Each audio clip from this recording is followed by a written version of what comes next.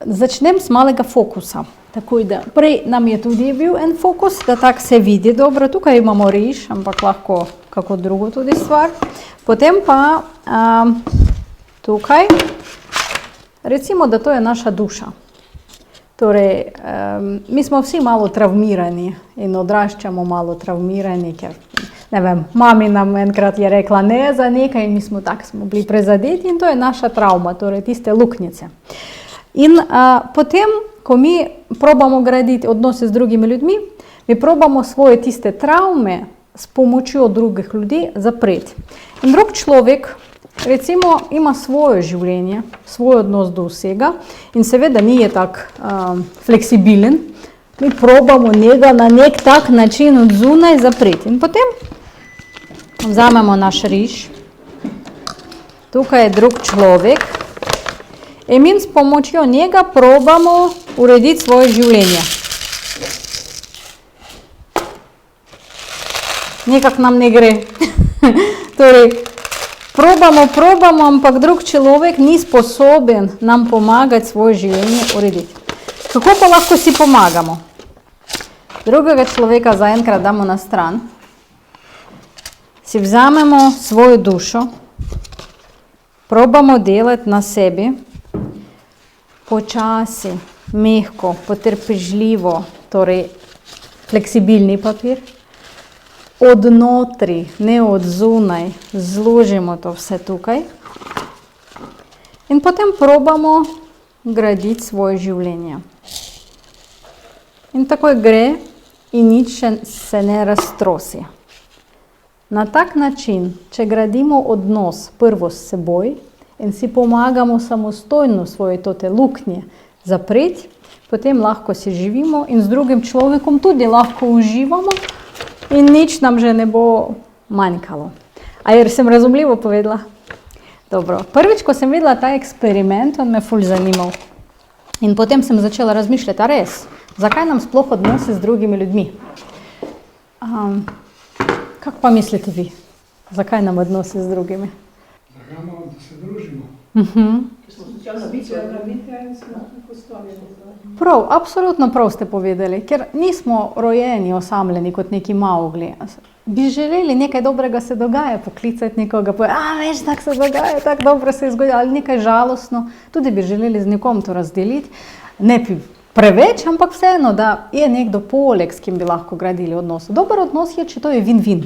To pa lahko naredimo prvo, taki normalni odnos z drugim človekom, če smo prvo delali na sebi dovolj časa in potem lahko pridemo normalni, urejeni ljudi, zgraditi s takim normalnim, urejenim človekom, mislim, notri urejenim, tudi odnos. Takega odnosa ni veliko v življenju. Veliko ljudi obožujejo igrice. Mogoče ste jih že prepoznali. In je tudi dobra knjiga Erika Berna, Kako igro igraš. Ker veliko ljudi imajo res scenarij tega. Včasih mogoče ste opazovali taki odnosi, da ena ženska odrašča ali moški, ni važno, vsi ste v družini in potem čez nekaj časa zgradi svojo družino po istem primeru, kot je bila njena. Recimo, mami je bila ločena, ko je imela 2 otroka. Ona poroči, potem pa se loti in spet, ko ima 2 otroka, se loti. Potem pa njena hči naredi isto. Mogoče ste videli kdaj taki primeri. Jaz pa sem. In zato, ker je tak poklic, da pogosto vidim tiste scenarije. In mi moramo prvo delati malo na sebi, zato da se razumem. Kaj lahko naredimo zase? Včasih, če naredimo kako napako, recimo za dober odnos, mi bi želeli spoštovanje, prijaznost, delikatnost, da nam recimo, če kaj povedo, tudi z dobre strani in lepo to povedajo, a ni samo tako, to pa grdo, to pa ni tako. Zato prvo moramo sami s seboj tako se obnašati, zato da imamo neki standard. Če ta standard imamo sami s seboj, če drug človek bo probal ponižati ta standard, mi takoj to bomo ugotovili. Če pa nimamo tistega standarda, nekateri ljudi nekaj grdo na njih pogledaš, oni že takoj te odstranijo. A nekaterih možeš skoraj pretepati za to, da oni tebe odstranijo ali še spet trpi, ker imajo svoj standard notranji.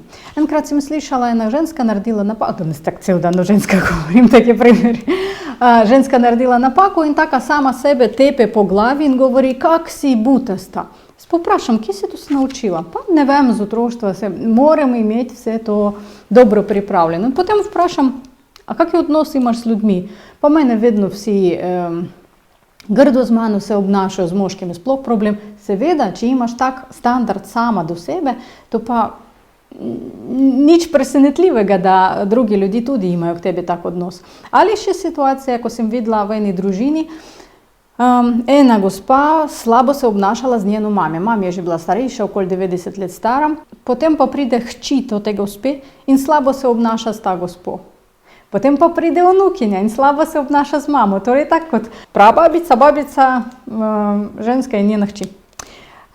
Celi sistem. In torej prvo vprašanje, kako mi sami k sebi se obnašamo. Tukaj pa imate, prepoznavam svoje čustva. Tako mali dodatek, gradivo do našega današnjega sestanka. Mi moramo si vzeti čas, ni za enkrat. Mogoče včasih ob kavici boste sami s seboj sedeli, gledali in to je ful zanimivo. Vesel sem ali vesela sem, ker. Torej, zakaj sploh jaz lahko bom vesela? Kaj me veseli v življenju? Kdaj sem bila nazadnje najbolj vesela? Kaj me tako razveselilo? A kdaj sem bila žalostna? A kdaj sem bila prizadeta? Pri katerih situacijah me nekaj najbolj jezilo? In takrat mogoče tudi pride do nekega spomina, a res? To res da mene tako to razjezi? A zakaj? In če začnemo razmišljati malo o sebi, to nam ful pomaga. To ti vprašanja sami k sebi. Ne rabimo imeti veliko psihologov za to, da iskreno si odgovorimo na ta vprašanja.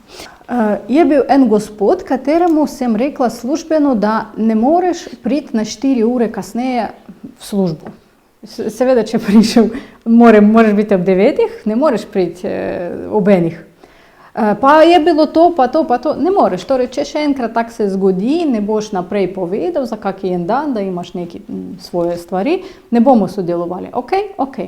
On spet tak je naredil, sem prekinila pogodbo. On pa je vprašal, zakaj. Torej, a si bil pri svoji pameti takrat, ko sva pogovarjala in da smo takrat odločili, da imamo taka pravila, lahko. Ampak veliko ljudi spet igrajo igrice in na nek način si želijo dramo. Torej, nimamo takega, da bi, ker to je malo dolgčasno, če bomo vsi tako živeli, kak nam priporočajo psihologi, da nimamo nobene drame, nobene iskre, to doda neko iskrico, če imamo konflikte, pa zakaj pa ne moreš tak, pa tak, če potem s prijateljico o tem pogovarjamo. Torej, normalni človeški odnos, iskreni, odprti, to je dolg čas po eni strani. Po drugi strani to je stabilno, normalno in lepo. In če zdaj recimo probamo razmisliti, ko mi govorimo enemu človeku neko stvar, pomembno ni samo kaj rečemo, ampak kako. Torej, delikatnost, ki jo pričakujemo od drugih ljudi, recimo smo naredili napako in se vrnemo spet na ta žensko, ki se govorila, da ona je butasta. Lahko rečemo, si butasta. Lahko rečemo, si butasta.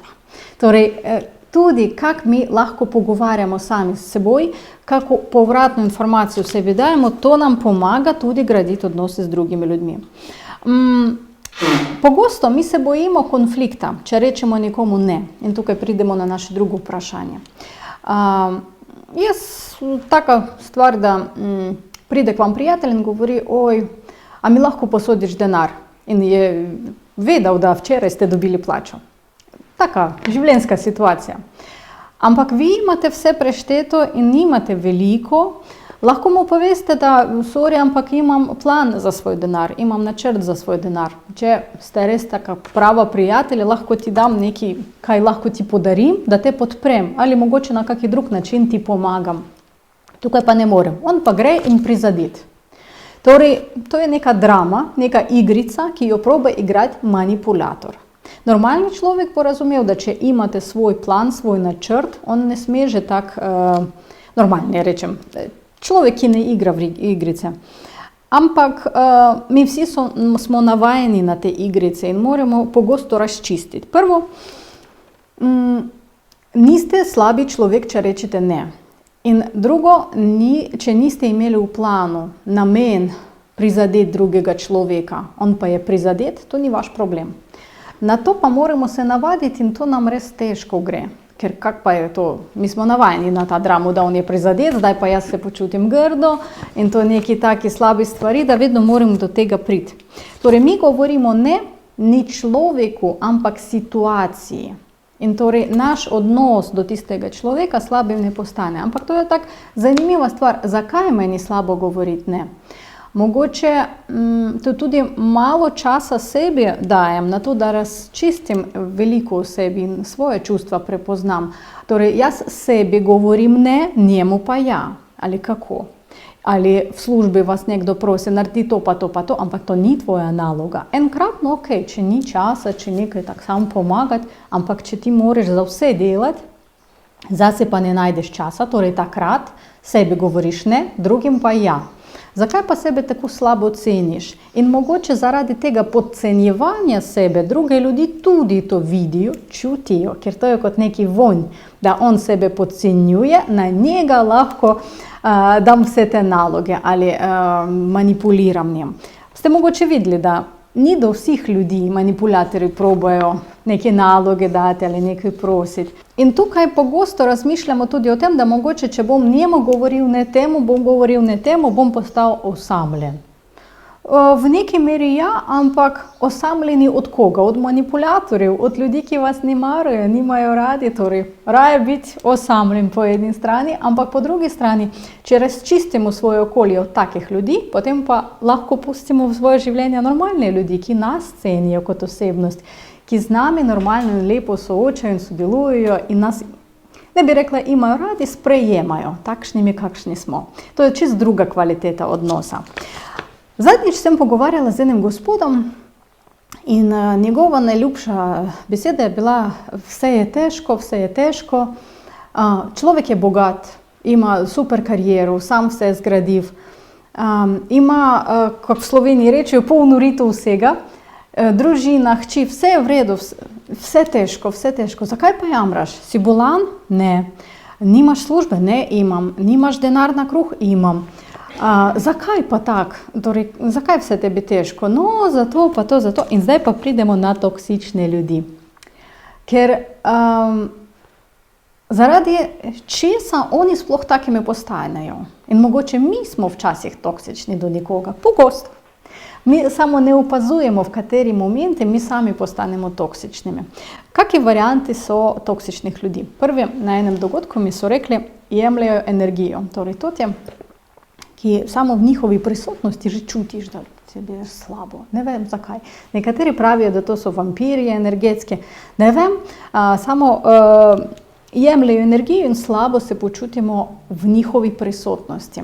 Zanimiva stvar v tem, da oni sami s seboj se počutijo slabo in lahko v prisotnosti drugega človeka, če smo bolj empatični, začutimo, kako on sam k sebi se obnaša. Ali sam s seboj se obnaša.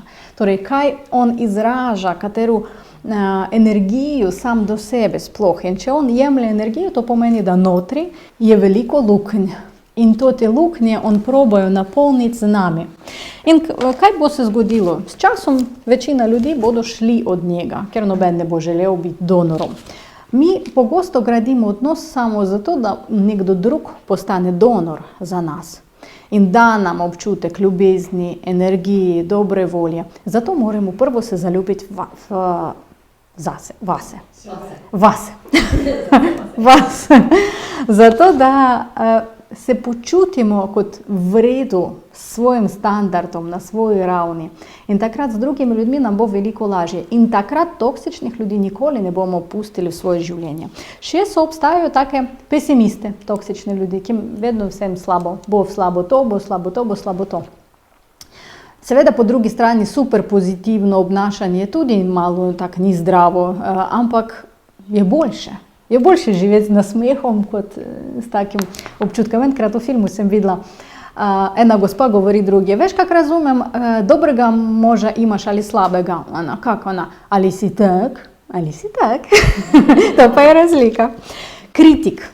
To pa res posebna vrsta ljudi, toksičnih ljudi, ki, in tukaj smo zadnjič govorili, pomembno ni samo kaj govorimo, a kako. Kritik pa sploh ne opazuje, kako govoriti, on samo kritizira, ampak na koncu doda, ne bodi prizadeta, ne zameri mi, samo ti povem, ker meni ni vseeno, kaj s tabo dogaja. Vseeno, on zdaj govori to zaradi česa, zaradi tega, da se počuti boljše v primerjavi z vami. Če je konstruktivna kakšna kritika, prvo jo morate sami vprašati.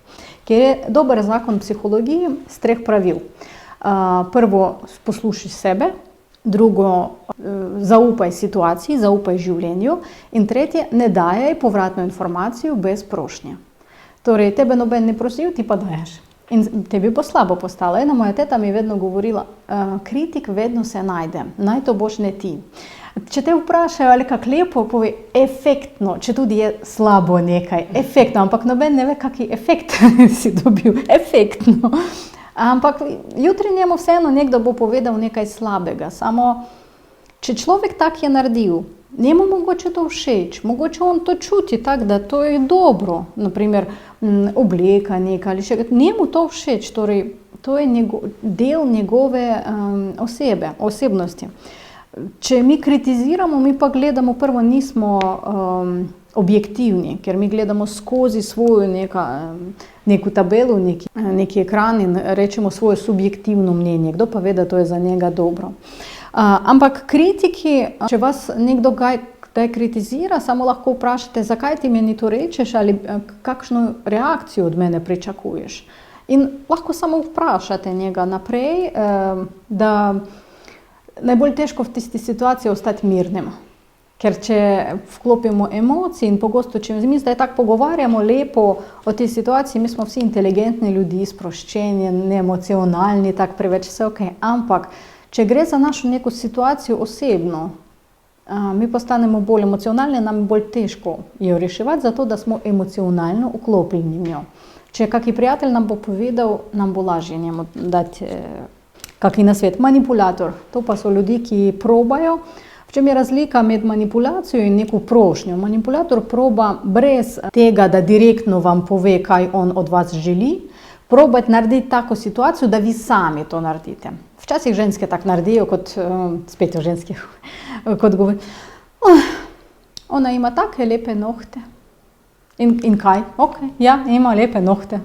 Kaj naprej? Ona pričakuje od moškega, da bo ti tudi taki želiš, a na lahko greš, potem pa ona bo sedela, pa ne. Ni to, kar sem želela. Ampak zakaj to tudi reče? Zato, da prvo se boji prositi, drugo, da ona kot ni odgovorna v ta situaciji. Ker če bo ni lepo, ona bo rekla, nisem te prosila, si mi sam predlagal.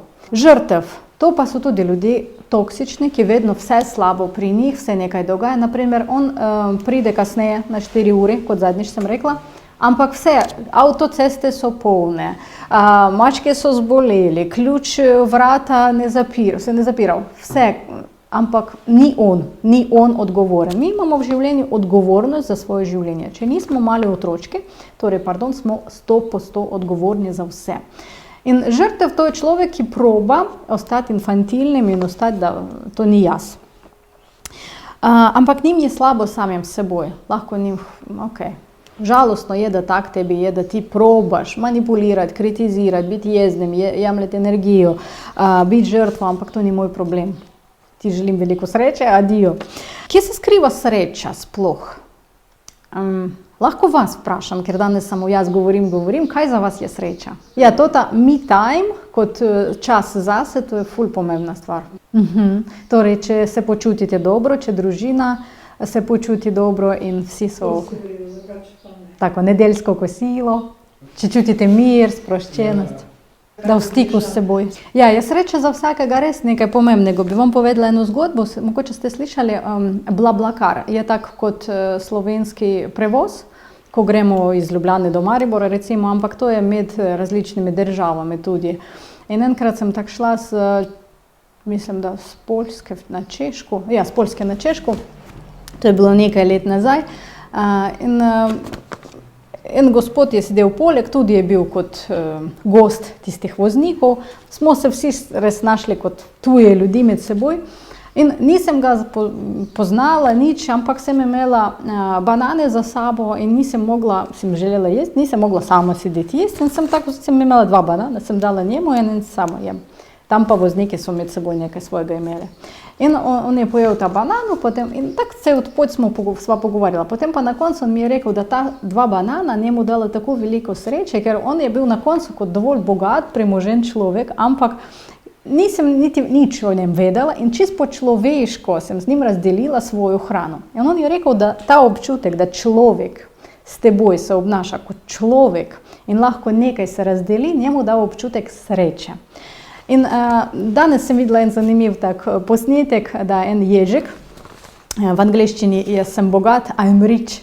In on tako po otroško govori, polna miza njemu banane, jabolko, tako I'm rich, sem bogat. Potem pa vdihuje sonce, I'm rich, sem bogat. Potem pa vzame 2 zajčka za roke, I'm rich, sem bogat, kot ima prijatelje.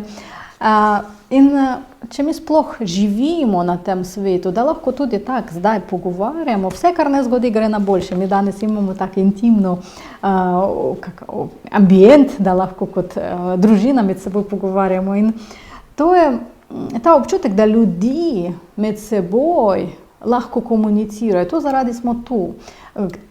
Torej, krepimo odnose tudi med nami, zdaj se delimo, imamo neko komunikacijo, človeški odnosi, iskreni, odprti, upam, da čutite ta dobro energijo, ki zdaj med nami je.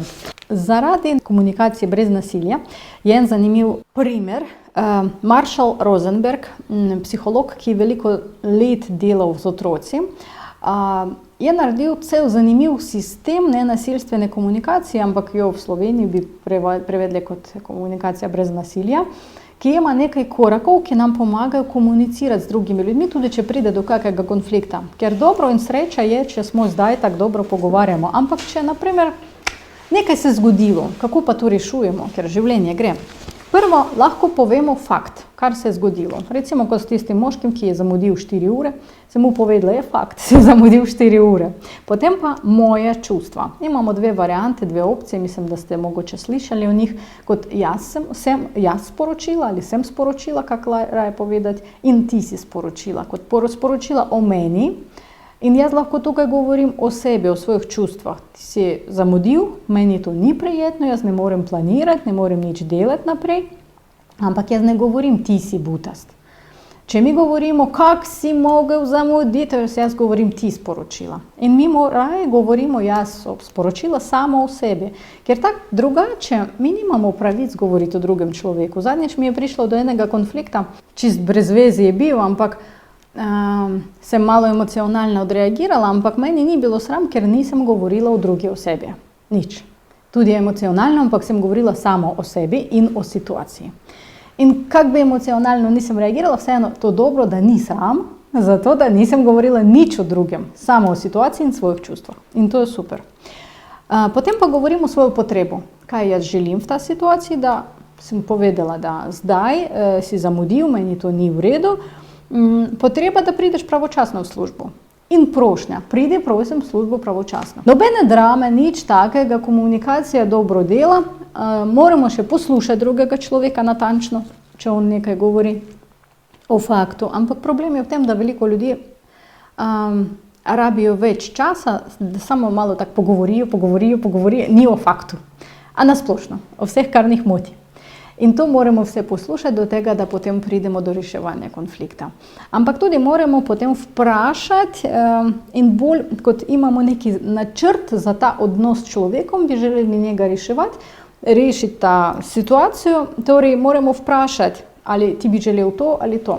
Je prišlo do enega konflikta s gospodom in sem ga vprašala, ok, v tisti situaciji nisem imela prav, kak bi ti želel, da bi jaz se upravičila ali na nek način nekaj naredila, da ti se počutiš boljše.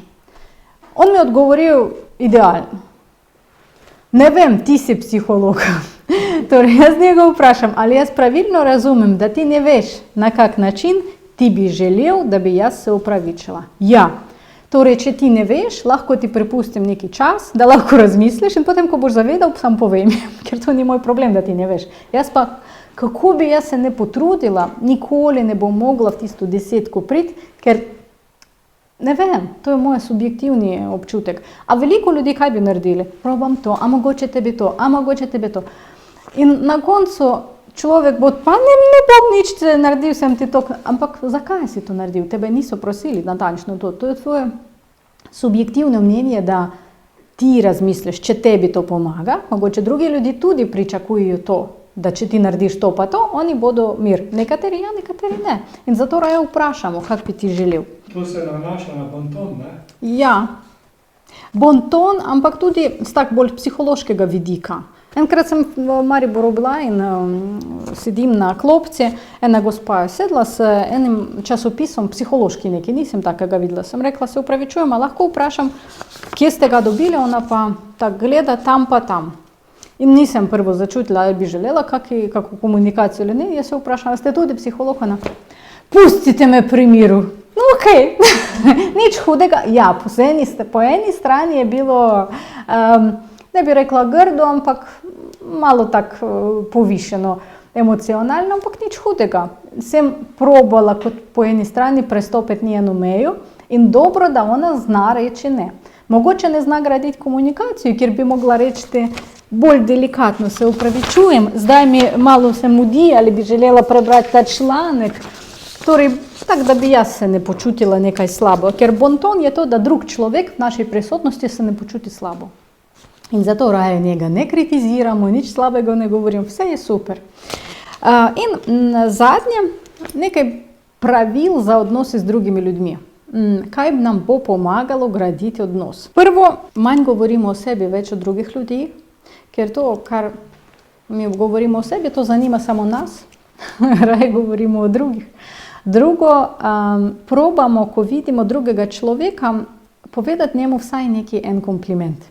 Vedno pri vsakem človeku lahko najdemo nekaj, o čem lahko povemo kaj dobrega. In tudi probamo opazovati nekaj dobrega pri človeku, nasplošno, in fokusirati na tem, kaj je dobrega pri njemu. Tudi, če ima mogoče kakšen konflikt potencialni ali če nikako ne gre s človekom, probamo razmisliti ne o njegovih slabih stvari, kaj nas jezi, a o tem, kaj je dobro. Naprimer, tukaj je tak zanimiv učinek, en eksperiment je bil, Rosenthalov učinek. Rosenthal naredil eksperiment, da on s svojo kolegico je prišel v šolo in čist slučajno je izbral nekih 10 učencev ali koliko in je povedal učiteljem, da tisti učenci so genialni. Oni pa so rekli, pa ne, oni niso imeli možnosti sebe pokazati. Na koncu učnega leta so vprašali, kak so tisti učenci, super, ker so genialni, in so videli, da oni so pokazali najvišji IQ. Torej, učitelji niso razmišljali nasplošno o resnici, ampak pričakovali, ker njim so povedali ljudi v belih plaščah, da to so genialni otroci, in oni na njih, kak pa ti misliš, kak pa ti. Otroci so tudi to so čutili in videli, da sem genialni, in torej se trudili. Ampak otrok so vzeli slučajno. To niso bili kakšni genialni otroci. To, kar mi pričakujemo od drugih ljudi, oni nam bodo pokazali. To je tudi učinek Pigmaliona ali učinek Rosenthala, ki nam pokaže. In lahko še enkrat se obrnemo na srečo. Kaj mi sploh pričakujemo od sebe?